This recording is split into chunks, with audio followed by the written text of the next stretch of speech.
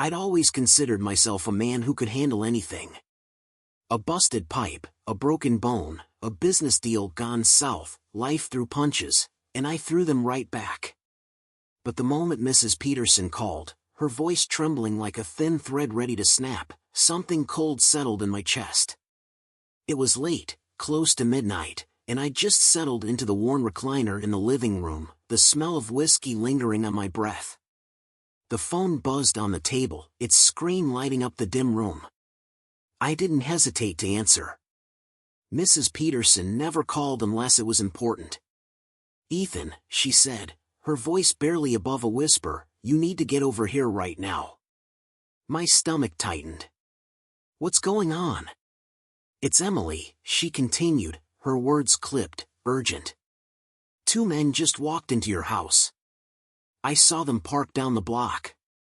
They've been there for a while now. I think something's going on." The words hit me like a sledgehammer. "What the hell are you talking about?" I asked, though my gut already knew. "I'm not trying to cause trouble," she said quickly. "But this isn't the first time I've seen strange cars when you're at work. Tonight, I just had to call. I couldn't stay quiet anymore." For a second, I just sat there, gripping the phone so tight my knuckles ached. Emily had been distant for months, cold, detached. She'd laughed less, touched me less, and when she did look at me, it was like she wasn't really seeing me. I'd chalked it up to stress. Everyone had rough patches, right? But now, with Mrs. Peterson's voice buzzing in my ear, the cracks in my marriage felt more like canyons. "I'll handle it," I said, my voice low and steady, though my heart was pounding so hard it felt like it might break free from my chest. "You be careful, Ethan," Mrs. Peterson added. "Don't do anything reckless." Reckless. That word sat in my mind as I grabbed my keys off the counter and headed for the door.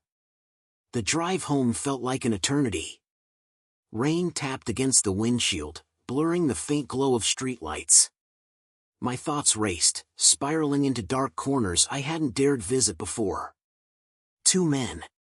Emily. In my house. When I pulled onto my street, I killed the headlights and rolled the truck to a stop a block away. The neighborhood was still, save for the dim flicker of Mrs. Peterson's curtains as she peeked out from her window. The glow of my house loomed in the distance, warm and inviting, a cruel facade for whatever betrayal was unfolding inside. I stepped out of the truck and moved toward the house. The world around me seemed unnaturally quiet, the kind of silence that made the hairs on the back of my neck stand up. My boots crunched against the gravel, each step measured, deliberate. I didn't knock. I didn't hesitate. I opened the door. The scent of garlic and wine hit me first, Emily's signature roast chicken. It was the kind of meal she used to make when we still cared about sitting down together, when laughter echoed through the house instead of tense silence. The sound of voices drifted from the dining room, muffled but unmistakable. One of them was hers, light, airy, carefree. The sound of it sent a fresh wave of anger pulsing through my veins. I took a deep breath, steadying myself, and walked toward the dining room. The first thing I saw was Emily, sitting at the head of the table. She looked beautiful, her auburn hair cascading over her shoulders, her red wine glass catching the soft glow of the chandelier. She was laughing. Across from her sat two men. One was tall, broad-shouldered, with an easy grin and a thick beard. The other was shorter, stockier, his posture more casual, but his eyes sharp. For a moment, none of them noticed me. It was like I wasn't even part of her world anymore. Like I'd become a ghost in my own damn home. "Emily," I said, my voice cold and sharp enough to slice through the air. The laughter stopped. All three heads snapped toward me. Emily's smile faltered, her wine glass frozen halfway to her lips. "Ethan," she said, setting the glass down.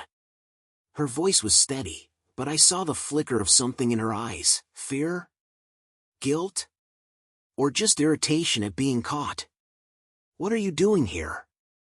I stepped fully into the room, my fists clenched at my sides. What the hell is going on? The stocky man leaned back in his chair, smirking like he'd already figured out how this would play out. The bearded one glanced at Emily, waiting for her lead. "They're just friends," Emily said, her tone clipped. "We were having dinner. That's all." "Friends?" I barked out a humorless laugh. "Friends don't sneak into my house while I'm gone. Friends don't park a block away. What kind of fool do you think I am, Emily?" Her expression hardened. She crossed her arms over her chest, the picture of defiance. "Don't do this here, Ethan. Not in front of them. You brought this here," I snapped. "You made this mess. And now you're going to explain it." The stocky man stood, raising his hands in mock surrender. "Look, man, we don't want any trouble. Maybe you should calm down." "Shut up," I said, my voice low and dangerous. "This is between me and her." Emily shot to her feet, her face twisting into a sneer. "You're making a scene," she said. "Mrs. Peterson probably called you, didn't she? That nosy old hag needs to mind her own damn business." "Don't you dare deflect this onto her," I said, stepping closer to the table. "You've been lying to me for months, haven't you?" Her jaw tightened, but she didn't answer. Her silence told me everything I needed to know. The bearded man stood then, brushing crumbs off his shirt. "We should go," he said, his tone calm but firm. "This isn't our fight." Emily waved them off with an irritated sigh. "Fine. Just go." I stepped aside, letting them pass, though my fists itched to do something else. As they walked out the door, I turned back to Emily. She was standing by the table now, her arms crossed, her wine glass trembling in her hand. For a moment, neither of us said anything. The silence was thick, suffocating. "You're unbelievable," I said finally, my voice trembling with barely contained rage. "You sit here, in my house, with my food, and you have the audacity to act like I'm the problem?" Emily tilted her head, her lips curling into a cruel smile. "Maybe you are, Ethan. Maybe if you weren't so boring, so predictable, I wouldn't need." "Don't," I said, cutting her off. My voice broke, but I didn't care. "Don't you dare finish that sentence." She scoffed, tossing back the rest of her wine. "Grow up, Ethan. Not everything is about you." I stared at her, the woman I'd loved for over a decade, and felt something inside me break. The air felt heavier, the walls closer. She wasn't sorry. She wasn't even ashamed. She was just done. For the first time in my life, I felt like I might actually lose control. The air in the dining room was thick, too heavy to breathe, too sharp to swallow. Emily stood there, her wine glass dangling between her fingers like a careless afterthought. Her expression was cold, detached, like I was the intruder in my own home. I could feel the crackling tension under my skin, each pulse of anger sharper than the last. "You're pathetic," she said finally, her voice calm but laced with venom. "You think barging in here with your righteous anger changes anything? You think it makes you less of a bore? Less predictable?" Her words hung in the air like smoke, suffocating me. My chest heaved as I tried to steady my breathing, but every second she stared at me with that smug indifference only stoked the fire burning inside me. "This isn't about being predictable, Emily," I said, my voice low and firm.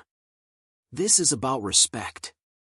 About the fact that you've been lying to me for months, hell, maybe years." She rolled her eyes, setting the wine glass down on the table with a sharp clink. "Oh, spare me the lecture, Ethan. We've been dying a slow death for years, and you know it. You're just too much of a coward to admit it." "A coward?" I stepped closer, my fists clenched so tightly my knuckles ached. I've given you everything, Emily. I've worked my ass off to give you this house, this life. This prison, she interrupted, her voice cutting through mine like a blade. You gave me a prison, Ethan. A house doesn't mean a damn thing when the person in it is lifeless. The accusation hit me harder than any physical blow. I stared at her, stunned, as the words settled deep in my chest. A prison? Lifeless? That's how she saw me. That's what I'd become to her. You could have talked to me, I said, my voice cracking. You could have told me how you felt. We could have worked on it, Emily. Instead, you chose to sneak around like a goddamn coward. Her lips curled into a sneer, her mask of calm slipping for the first time. You wouldn't have listened. You never do. You're so wrapped up in your perfect little world, so convinced that as long as the bills are paid and the house is clean, everything's fine. But it wasn't fine, Ethan. It hasn't been fine for a long time. I shook my head, my chest tightening with a mix of anger and despair. That's bullshit, and you know it. You didn't give me a chance to fix this because you didn't want it fixed. You wanted out. Emily's silence spoke volumes. She crossed her arms over her chest, her gaze hardening as she looked at me. For a fleeting moment, I thought I saw something, guilt, maybe? Regret? But it was gone as quickly as it came. You're right, she said finally, her voice cold and even. I wanted out. I've wanted out for years. But I stayed because it was easier. Because I didn't want to start over. Her honesty, cruel and unfiltered, left me reeling. I staggered back a step, my mind racing to process the weight of her words. I'd known things weren't perfect between us, but this was something else entirely. This wasn't a crack in our foundation, it was a demolition. So that's it? I asked, my voice barely above a whisper. You stayed for the convenience? For the house? For the comfort of being married to someone predictable? She didn't answer. She didn't need to. I turned away, running a hand through my hair as I tried to steady myself. My eyes landed on the wine glass she'd left on the table, the dark red liquid swirling lazily inside it. That glass, that damn glass, felt like a perfect metaphor for our marriage, something once full, now carelessly abandoned. What happens now, Emily? I asked, my back still turned to her. Do you keep sneaking around? Keep lying to me? Or are you finally going to own up to what you've done? She scoffed behind me, her voice dripping with sarcasm. Oh, please. You're acting like I'm the villain here. Like you're some perfect husband who never made a mistake. I spun around, my anger boiling over. I'm not perfect, Emily, but I didn't deserve this. I didn't deserve to be lied to, humiliated, and treated like I don't exist. And what are you going to do about it, Ethan? She shot back, stepping closer. Her green eyes burned with defiance, her tone mocking. Are you going to yell some more? Break something? Make me feel bad? Newsflash, I don't care anymore. About you. About this marriage. About any of it. Her words hit me like a freight train. My breath caught in my throat, and for a moment, I thought I might collapse under the weight of it all. But instead of breaking, something inside me hardened. I'd been clawing for answers, begging for scraps of her attention, her love, her respect. And now, I saw the truth, there was nothing left to fight for. I took a deep breath, my voice steadier than it had been all night. You're right, Emily. You don't care. You've made that perfectly clear. And I'm done pretending that I can fix this. She blinked, caught off guard by the sudden shift in my tone. What's that supposed to mean? It means I'm done, I said simply. I'm done fighting for someone who doesn't give a damn about me. I'm done begging for scraps of affection. And I'm done letting you make me feel like I'm the problem. Emily's eyes widened slightly, the faintest flicker of uncertainty crossing her face. For the first time, she looked like she might not be as in control as she thought. But she quickly masked it, her lips curling into that same cruel smirk. "Good," she said, her voice steady but lacking the venom it had before. "Maybe now you'll finally let go." I nodded, swallowing the lump in my throat. "Maybe I will."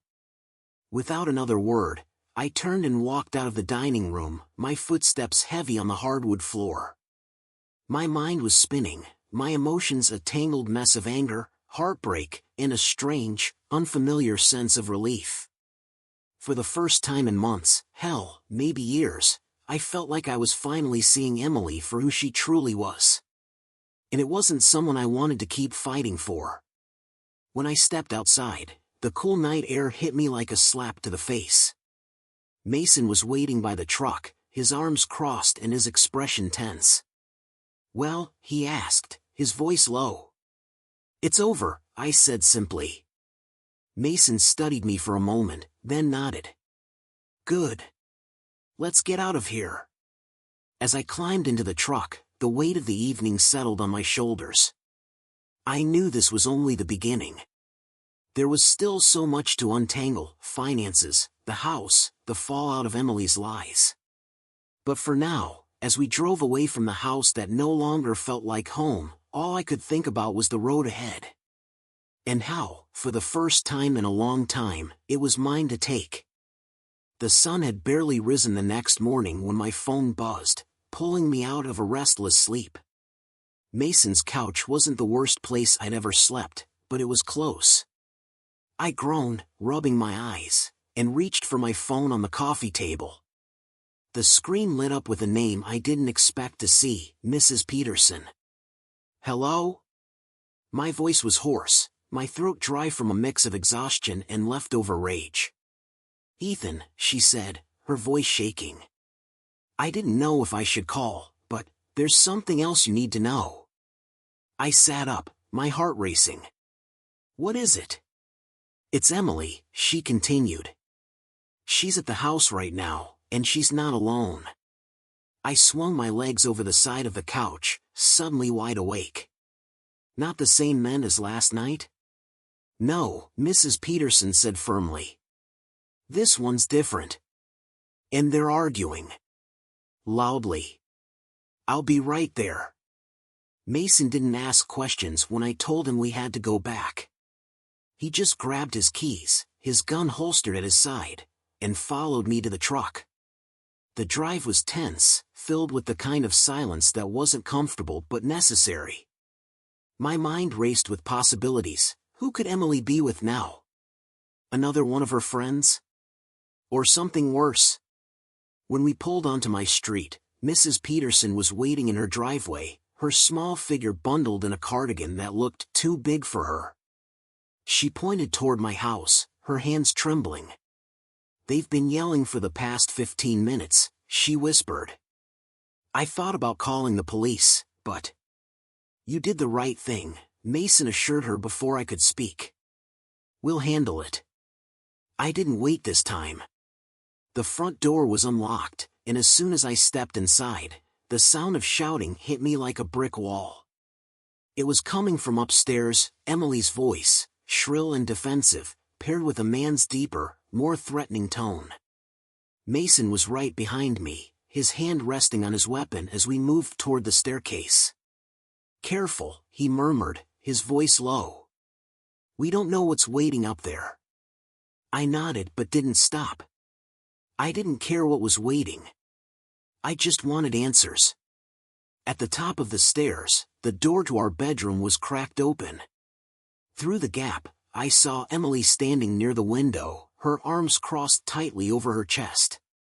She looked furious, her face flushed, but there was fear in her eyes too. The man she was arguing with paced back and forth, his movements erratic. He was tall and lean, his hair disheveled, and his eyes darted toward the door as soon as he noticed me. "And who the hell is this?" he demanded, pointing at me like I was the intruder.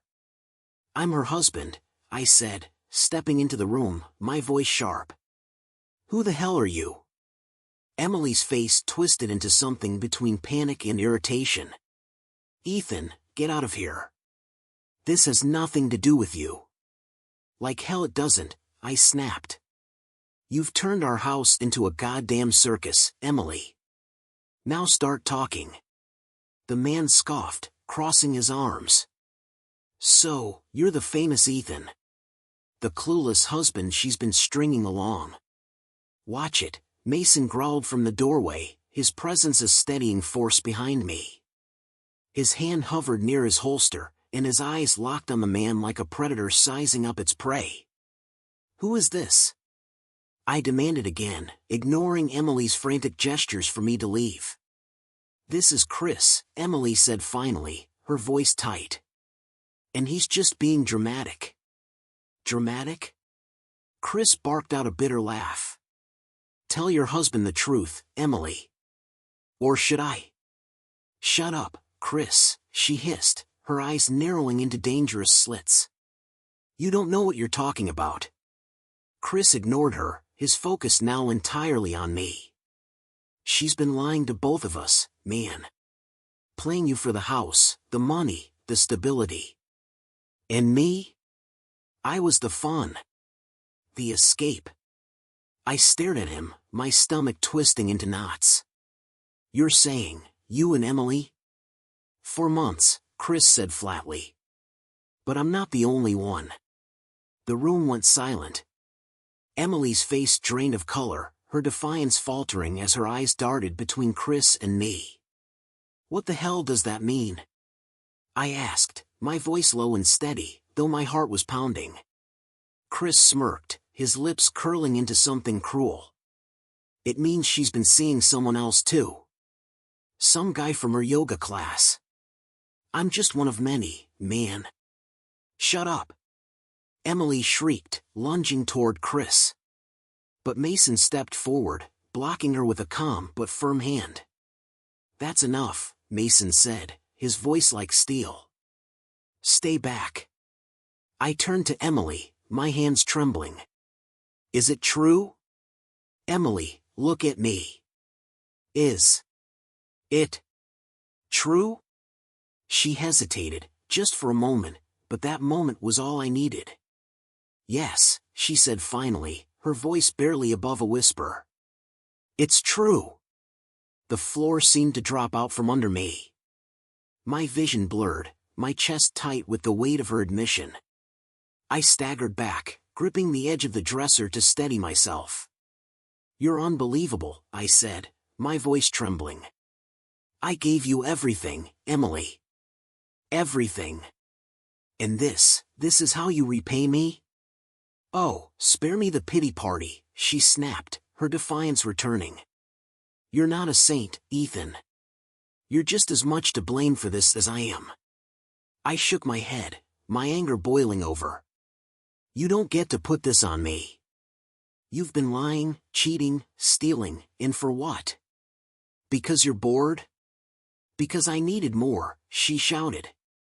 More than your routines and your rules and your goddamn predictability. I needed passion, excitement, something that made me feel alive again. Her words were like daggers, each one cutting deeper than the last. I wanted to scream, to hit something, to make her feel even a fraction of the pain she was inflicting on me. But instead, I turned to Chris. Get out, I said coldly. Chris hesitated, his smirk faltering under the weight of my gaze. He glanced at Emily, then back at me, before finally nodding. Good luck, man, he muttered, brushing past Mason on his way out. When the door slammed behind him, the silence in the room was deafening. I stared at Emily, my chest heaving, my fists clenched so tightly my nails bit into my palms. This isn't over, I said finally, my voice low and steady. Not by a long shot. And then I walked out, leaving her standing there in the wreckage of what we once had. The drive back to Mason's house was eerily quiet, the hum of the engine the only sound between us. I kept replaying the scene in my head, Emily's shrill defiance, Chris's smug admission, and her final, damning confirmation. Each memory twisted the knife deeper, filling the silence with the weight of what I'd just heard. "You all right?" Mason finally asked, his voice cutting through the tension like a blade. I stared straight ahead, my hands gripping the steering wheel until my knuckles turned white. "No," I admitted. "But I will be." Mason nodded, his expression grim. "You need to start protecting yourself. This isn't just about her cheating anymore, it's about everything she's been hiding." Back at Mason's house, I didn't bother sitting. I paced the small living room, the anger bubbling just under the surface. My mind raced with possibilities, how long Emily had been stealing from me, what she'd been planning, and how much damage she could still do. Mason pulled out a laptop and gestured for me to sit. "We're checking the accounts. Now." I dropped into the chair and opened the banking app on his screen. My fingers felt clumsy, the weight of what I might find making them tremble. When the page loaded, my stomach sank. "Jesus Christ," I muttered, scrolling through the transactions. There it was. Months of withdrawals, all just below the threshold that would have triggered my attention. $1,000 here, 500 there. But the total was staggering, nearly 10 grand, gone. "Son of a bitch," Mason growled, leaning over my shoulder. "She's been bleeding you dry." I rubbed my face, the sting of betrayal hitting all over again. "It's not just the money," I said, my voice low. "She didn't just cheat. She planned this. She's been plotting her way out for months." Mason nodded grimly. "You need to lock this down now. Freeze the accounts, cancel the cards, and make sure she can't touch another cent." I picked up my phone, my hands still shaking as I called the bank. Each word felt like another step away from the life I thought I had, another step towards something unrecognizable. When the accounts were frozen, and the credit cards canceled, Mason handed me a beer and dropped into the chair across from me. "What's next?" he asked. I leaned back, the weight of the day pressing down on me. "I need to talk to a lawyer. First thing tomorrow." Mason nodded. "Good. But Ethan, listen to me, she's not going to take this lying down. She's going to fight back, and it's going to get ugly." I met his gaze, the fire in my chest burning brighter. "Let her try." That night, I couldn't sleep. I lay on Mason's couch, staring at the ceiling, my thoughts spiraling. Emily's face flashed in my mind, her sneer, her cold indifference, the way she'd twisted the knife without hesitation. She hadn't just betrayed me, she'd torn apart everything we'd built, and for what? Some fleeting thrill? A sense of feeling alive? My phone buzzed on the coffee table, pulling me from my thoughts. I picked it up, my heart sinking as I read the message. "Unknown number, you think cutting me off will stop me? You're pathetic. I'll get what I'm owed one way or another." The rage hit me like a freight train. She was taunting me, even now, after everything she'd done. My jaw tightened as I showed the message to Mason. "She's bluffing," he said, though his tone was anything but casual. "You've already locked her out. She can't do anything without making it worse for herself." "She doesn't care about worse," I said, tossing the phone onto the table. "She's already scorched the earth. What's left for her to lose?" The next morning, I met with a lawyer, a no-nonsense woman named Laura who didn't sugarcoat anything. "Here's the deal," she said, sliding a stack of papers across the desk. "Your wife's behavior is textbook, emotional manipulation, financial abuse, and calculated deceit. But the good news is, the courts don't look kindly on fraud." "And the money?" I asked, my voice tight. "You'll have to fight for it," she admitted. "But with evidence, you've got a solid case. Speaking of evidence, anything you can get, bring it to me.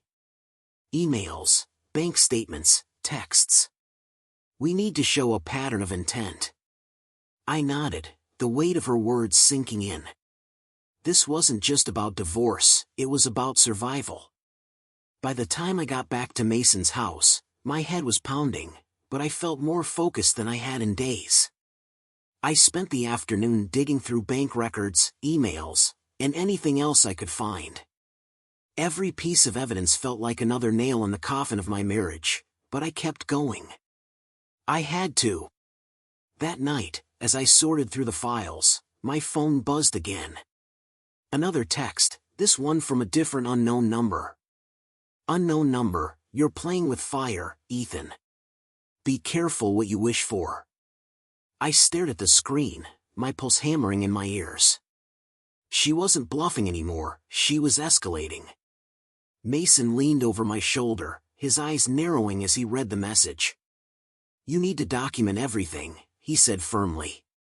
She's unhinged, Ethan. Don't underestimate her. I nodded, but the anger simmering inside me refused to settle.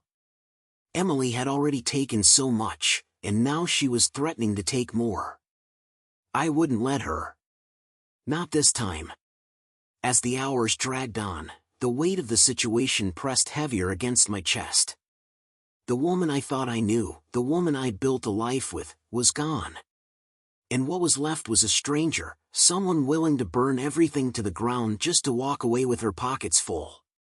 But if she thought I was going to let her, she was dead wrong. The next morning, the storm outside mirrored the one brewing inside me. Rain slammed against Mason's windows, streaking the glass in jagged rivulets. I sat at the dining table, my laptop open, files and notes scattered around me. Every transaction, every email, every breadcrumb of deceit Emily had left behind, it was all here. And it was damning. But I needed more. I needed something that could tip the scales entirely in my favor. That's when my phone buzzed, the name Ryan flashing on the screen. I hesitated, staring at it. Part of me wanted to let it go to voicemail, to leave him in the same silence that Emily had left me with. But curiosity, or desperation, won out. What do you want? I asked, my tone sharp. Ryan's voice was hoarse, like he hadn't slept in days. I need to talk to you, Ethan. It's about Emily. What could you possibly have to say that I haven't already heard? I snapped, my patience razor thin. She's dangerous, he said, the words tumbling out in a rush. She's not just screwing you over, she's screwing everyone over. And I have proof. We met at a diner on the edge of town. The place was practically deserted, the clinking of mugs and the low hum of conversation providing the only background noise. Ryan looked rough, dark circles under his eyes, his clothes wrinkled like he hadn't bothered to change in days. He slid into the booth across from me, clutching a small flash drive in one hand. I'm not here to make excuses, he said, his voice low. I was an idiot. I thought she cared about me. But I was just a tool, same as you. I leaned back, crossing my arms. And now you're here to clear your conscience? How noble. Ryan winced but didn't argue. He placed the flash drive on the table between us, his fingers lingering on it like it was the heaviest thing in the world. This has everything, he said. Texts, emails, even recordings. She's been lying to everyone, playing men against each other, funneling money into an offshore account. She's been planning this for years, Ethan. I stared at the drive, my chest tightening. Why give this to me? Because she used me, Ryan said, his voice cracking. She made me think I mattered, that I was different. But I wasn't. And I can't fix what I did, but maybe I can help you stop her. I picked up the flash drive, turning it over in my hand. It felt heavier than it should, the weight of every betrayal compressed into one tiny piece of plastic. If this is some kind of game, Ryan. It's not, he interrupted, his tone desperate. Just use it. Do what you need to do. Back at Mason's house, I plugged the flash drive into my laptop. Mason stood behind me, his arms crossed, his expression grim. "Let's see what we're dealing with," he said. The screen lit up with folders, each one meticulously organized: texts, emails, financial records, recordings.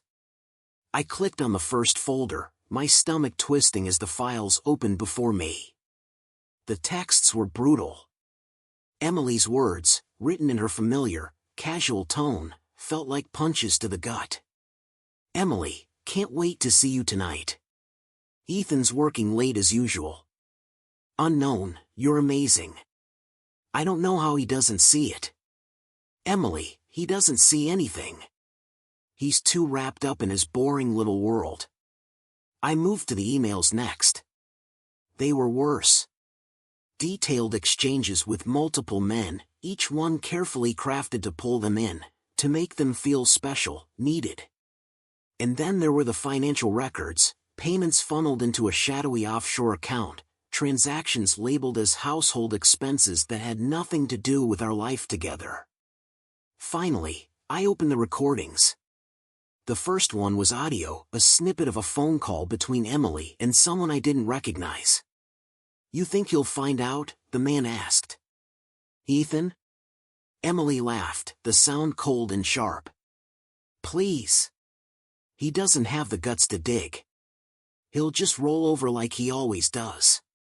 I clenched my fists so tightly my nails bit into my palms. Mason leaned closer, his face hardening with every word. "Jesus," he muttered.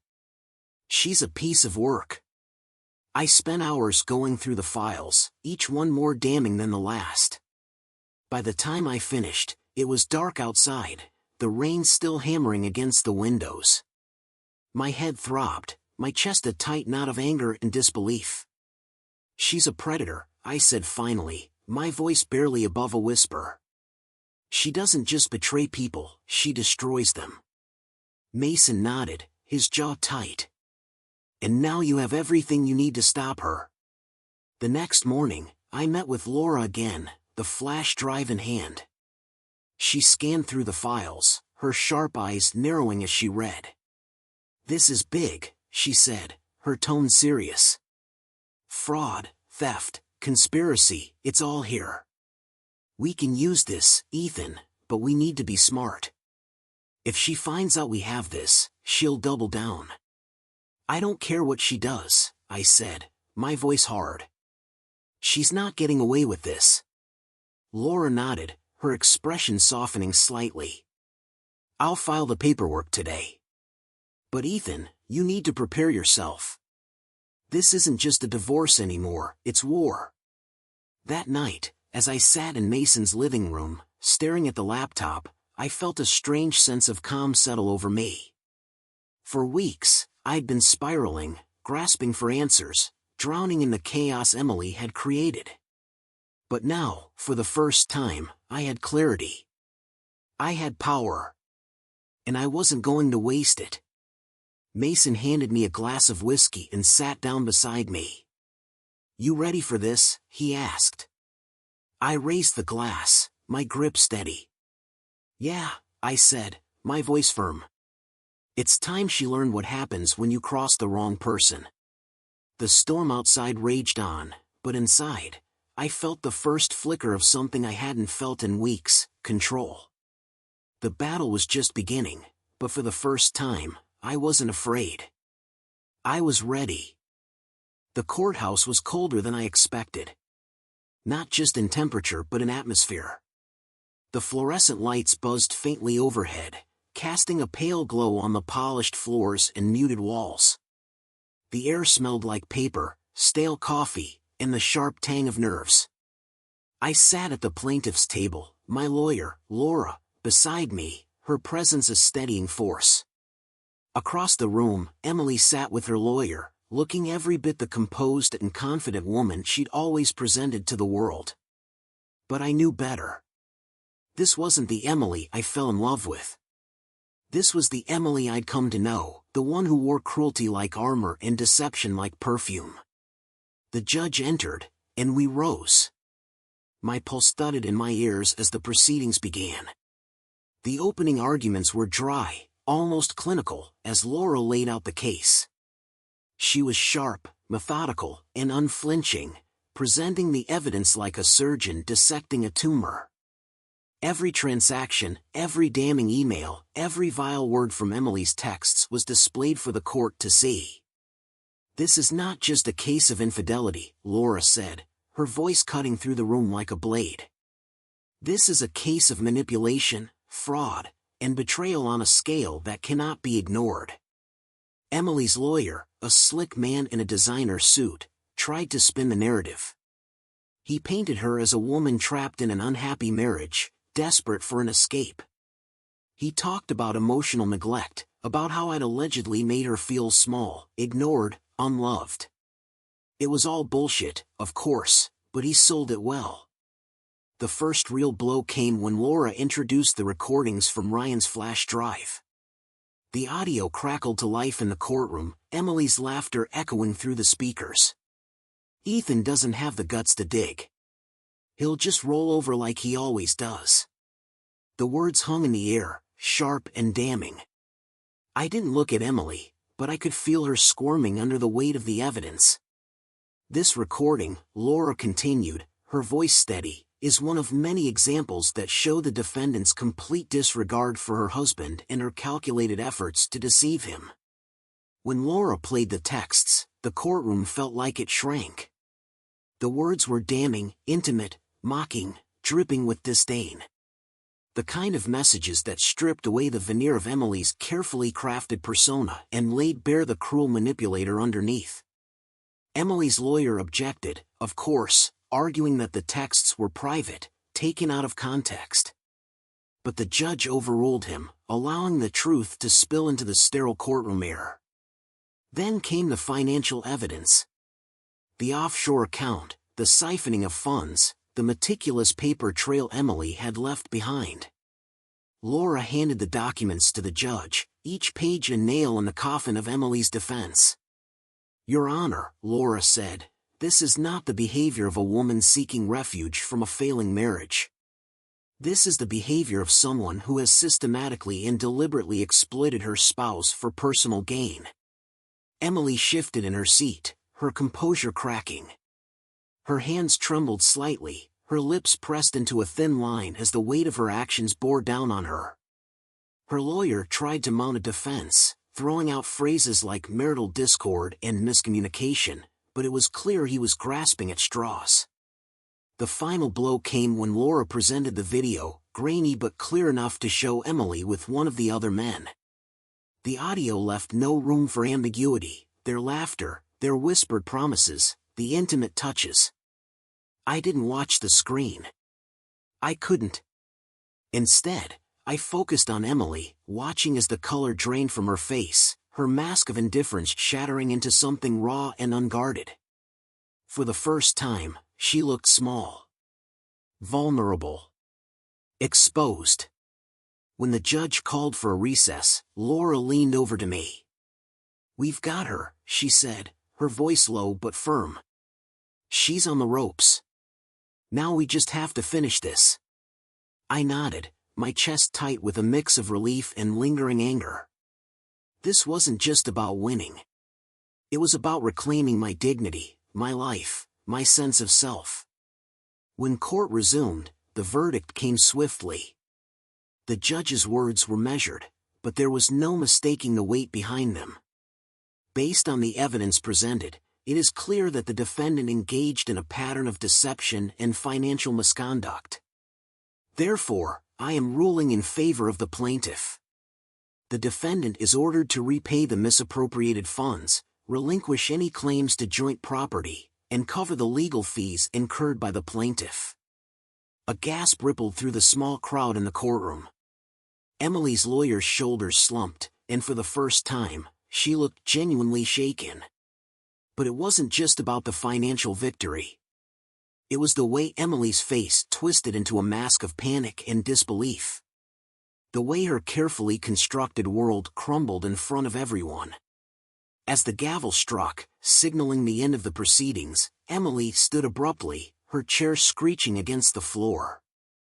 She turned to me, her eyes blazing. "You think this makes you a hero?" she spat, her voice venomous. "You think you've won? You're just as pathetic as you've always been." I didn't flinch. I didn't even blink. I simply stood, adjusted my jacket, and met her gaze with steady, unwavering calm. "No, Emily," I said quietly, my voice steady. "I'm not the pathetic one. Not anymore." She stormed out, her heels clicking angrily against the polished floor, her lawyer trailing behind her like a beaten dog. Outside the courthouse, the air felt lighter, cleaner, as though the weight of the last few months had finally lifted. Laura shook my hand, her expression softening. "You did good in there," she said. "Now go take your life back." Mason was waiting by the truck, his arms crossed, a faint smirk tugging at the corners of his mouth. "Hell of a show," he said. "How do you feel?" I took a deep breath, the cool air filling my lungs. "Like I just woke up," I said. "And I've got a lot to do." Mason clapped me on the shoulder, his smirk widening. "Good. Let's get to work." As we drove away, the courthouse shrinking in the rearview mirror, I felt something I hadn't felt in a long time: freedom. Emily's lies, her betrayal, her games, they no longer defined me. And for the first time, the road ahead felt like it was truly mine. Back at Mason's house, I sank into the couch with a sigh, the weight of the courtroom victory slowly settling in. The gavel had come down, the verdict rendered, and Emily's reign of manipulation was finally over. But the battle had left me scarred, and I knew the fight to rebuild was only beginning. Mason handed me a beer, his expression lighter than it had been in weeks. "That's one hell of a win, man," he said, sitting across from me. "You did it." I took the beer and nodded, but the victory felt hollow. "She's still out there, Mason," I said quietly. "And knowing her, she's not going to go quietly." Mason leaned back, his gaze steady. "Maybe not. But she's running out of moves, Ethan. You've got the upper hand now. Use it." The next day, I returned to the house. It was the first time I'd set foot there since the night everything had unraveled. The driveway was empty, and the windows stared back at me like hollow eyes, the house itself a shell of what it once represented. Stepping inside felt strange, like walking through a crime scene. The air was still, heavy with memories I didn't want to revisit. The dining room table still held faint stains from the wine Emily had poured that night, the chairs pushed back as if the confrontation had just ended. I started small, boxing up Emily's clothes and personal belongings.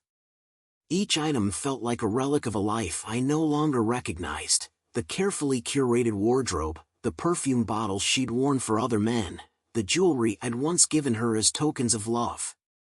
It all went into boxes, labeled and ready to be moved out. But the hardest part came when I reached the photos. There we were, smiling at the camera in moments that felt like lifetimes ago.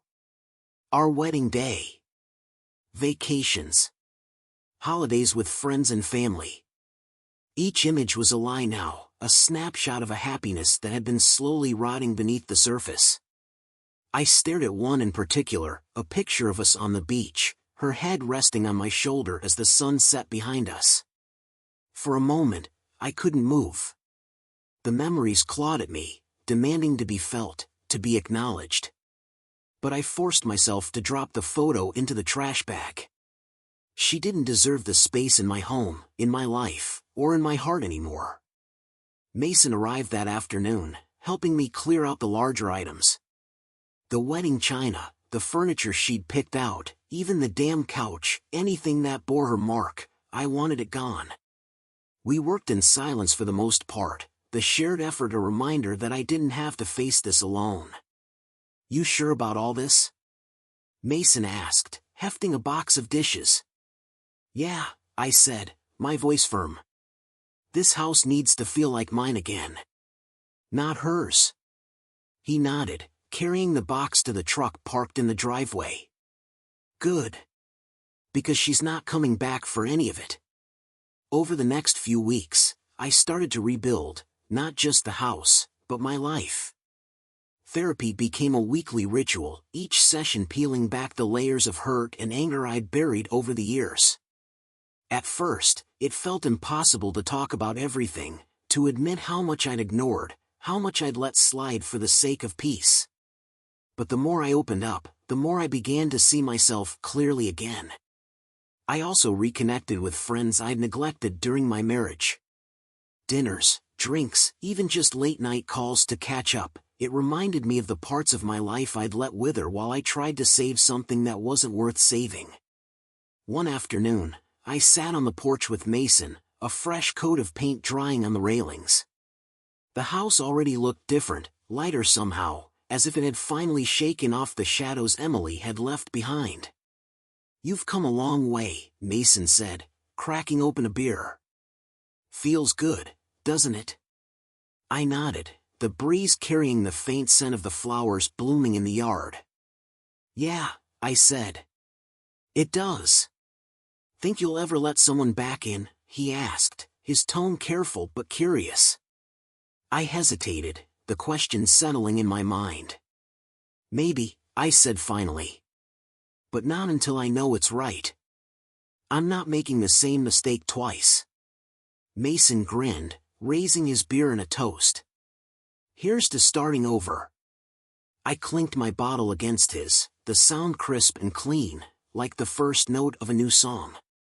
That night, as I sat in the quiet of my living room, I felt something I hadn't felt in months: peace. The photos were gone, the furniture replaced, and the walls repainted. The house was mine again, a blank canvas waiting to be filled with something real, something honest.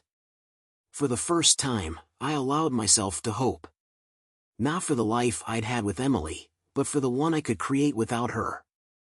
A life where I didn't have to fight to be seen or heard. A life where love wasn't a weapon, but a choice, a mutual, unwavering commitment.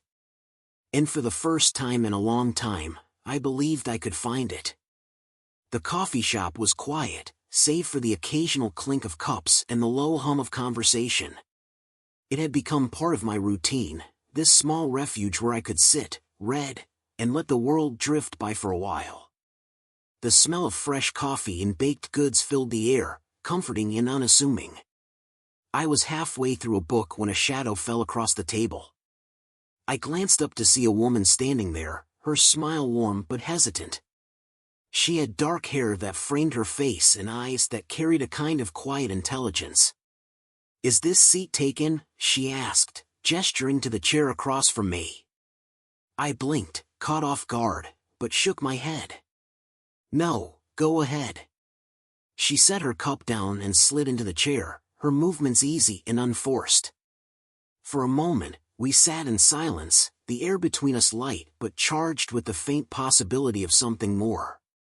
"I'm Claire," she said finally, holding out her hand.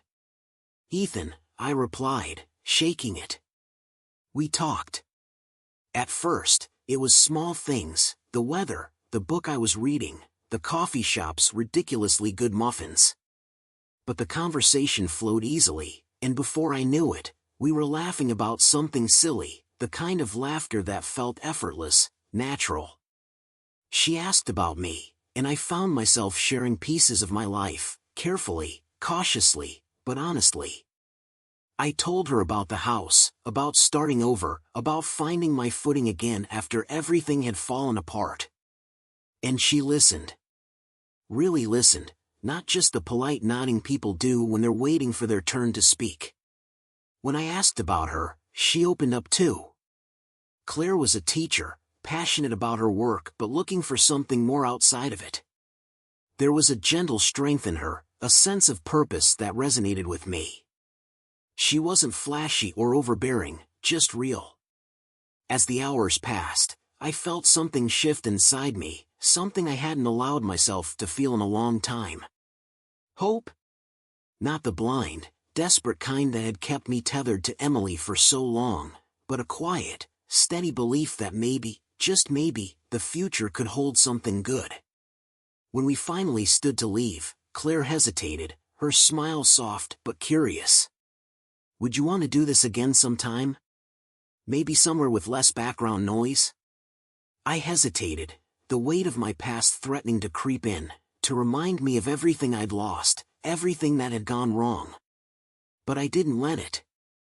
I nodded, my smile tentative but genuine. "Yeah," I said.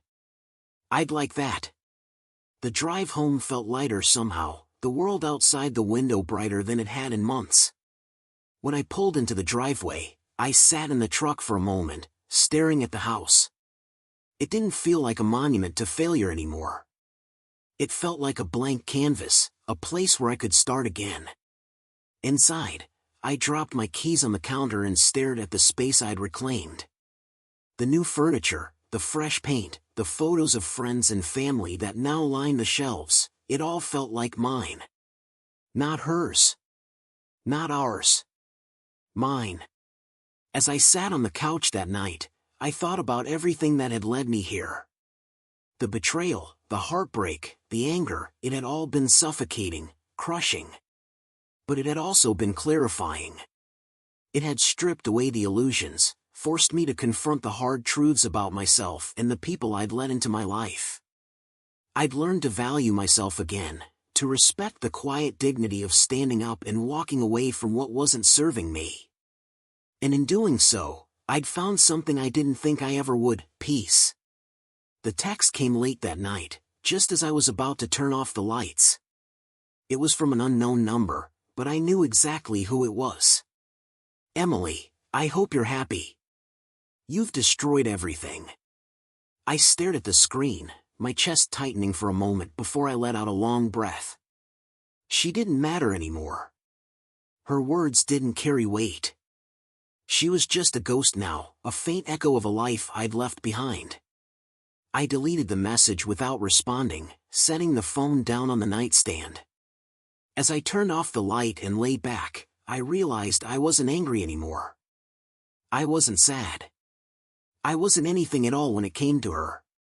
What I felt was freedom. The next morning, I texted Claire.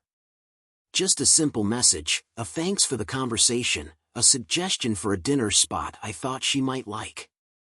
When she replied almost immediately, her enthusiasm clear even through the screen, I couldn't help but smile. For the first time in what felt like forever, the future didn't feel like a burden. It felt like an open road, full of possibility, full of life. And I was ready to embrace it.